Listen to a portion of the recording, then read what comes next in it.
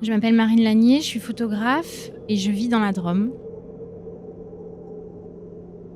J'ai découvert ce jardin du Lautréamont par l'intermédiaire de Sophie Ristel-Huber, donc artiste photographe, qui devait faire une résidence et qui a décliné sa place en donnant mon nom. Et donc le premier temps que j'ai passé dans le jardin, c'était à la fin du printemps. Et du coup, au départ, j'ai surtout photographié les glaciers et le jardin, mais le jardin endormi. Et ça m'a donné l'idée de revenir.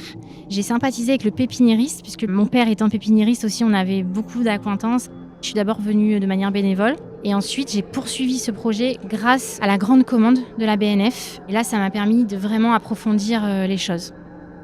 Il y a ce qu'on appelle le chalet des jardiniers.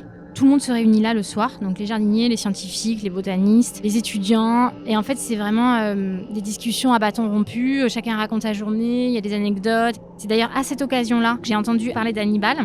La plupart du temps, dans mon projet, je m'intéresse à un lieu autour duquel je tourne, mais j'aime bien aussi comprendre les légendes en fait qui marquent ce lieu, qui le façonnent en fait quelque part. Et Hannibal, c'était une figure mythique des Alpes, et donc le col du Lautréamont serait un itinéraire possible de son passage. Et en même temps, j'ai trouvé ça beau comme métaphore, c'est-à-dire que Hannibal, même si c'est un personnage évidemment controversé, c'est la figure du rebelle, de l'insurgé contre l'Empire, contre Rome, contre la domination, voilà. Et le Lautréamont, c'est aussi un bastion de résistance écologique. J'ai photographié des plantes qui appartiennent au jardin. Il y a aussi toute une série sur les outils, toute une série de portraits, c'est à la fois des jardiniers, des scientifiques, des chercheurs. C'est plus des personnes en fait, ça devient des personnages. On bascule dans toute autre chose, c'est-à-dire des regards très mélancoliques, au contraire des personnes plutôt guerrières. C'est une bâche en fait qu'il y a derrière. Au final, elle devient minérale, donc eux, ils deviennent des fossiles en fait de ce jardin. Ils sont dans une espèce d'effacement. C'est aussi une espèce d'humilité en fait de ces hommes. On est dans un rapport dystopique, pré-apocalyptique ou post-apocalyptique. On ne sait pas trop dans quel temps on se situe.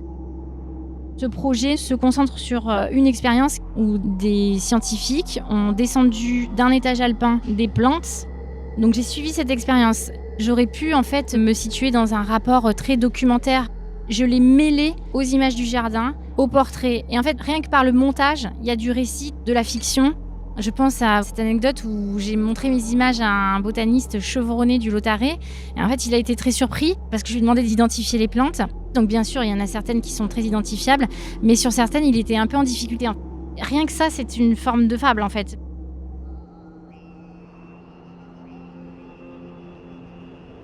C'est une image du col du Lautréamont qui se situe juste à côté du glacier de la Meije.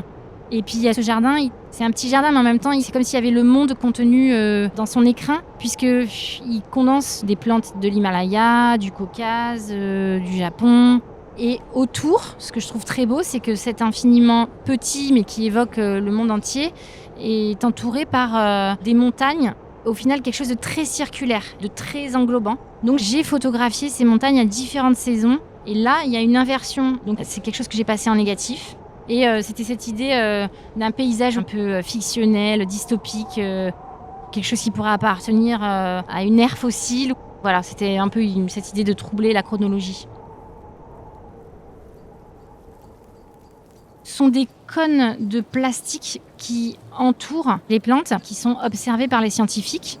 Cette image, je trouve qu'elle a un aspect futuriste. Et en fait, c'est ce que j'ai cherché à créer dans la série, c'est-à-dire une espèce de temps cyclique. On ne sait plus si on est entre passé, présent, futur. Voilà, pour moi, il y avait quelque chose de l'ordre de la science-fiction. Et après, il y a autre chose qui me plaît dans cette image, c'est que finalement, le sujet de l'expérience n'est pas visible. Les plantes alpines ne sont pas du tout des plantes luxuriantes. Ce sont des toutes petites fleurs, des toutes petites herbes, des toutes petites feuilles. Et donc, on se met à regarder quelque chose qui est presque de l'ordre de l'invisible. Donc, c'est comme s'il restait l'empreinte des plantes, mais on ne sait pas vraiment où elles sont. C'est un portrait de jardinier. J'ai dû réaliser une centaine de portraits. Cette image, elle me touche particulièrement parce que j'ai fait fermer les yeux à certains des jardiniers. Parce que je pense qu'il y avait quelque chose qui se jouait aussi entre nous. Je pense qu'ils savaient qu'ils étaient en train de devenir des personnages d'une histoire que j'étais en train d'inventer. Voilà, pour moi, cette image, on ne sait pas si on est dans un jardin qu'on imagine, qu'on rêve, ou dans le cauchemar d'une catastrophe annoncée. Et j'aime bien ce trouble qu'il y a dans ce portrait. Ce jardinier a un visage pour moi qui me rappelle la peinture italienne. Ça me ramène dans un temps aussi très lointain, mais en même temps très universel et quelque chose de très intemporel. Au départ, moi, je pensais pas relier la science, les plantes, l'imaginaire historique, la fable. Et en fait, ce qui a permis ça aussi, c'est ce temps assez long, puisque j'ai commencé le projet en 2019. Mais au final, je suis toujours en train de travailler dessus. Et donc, c'est aussi ces strates qui permettent la construction de ce projet.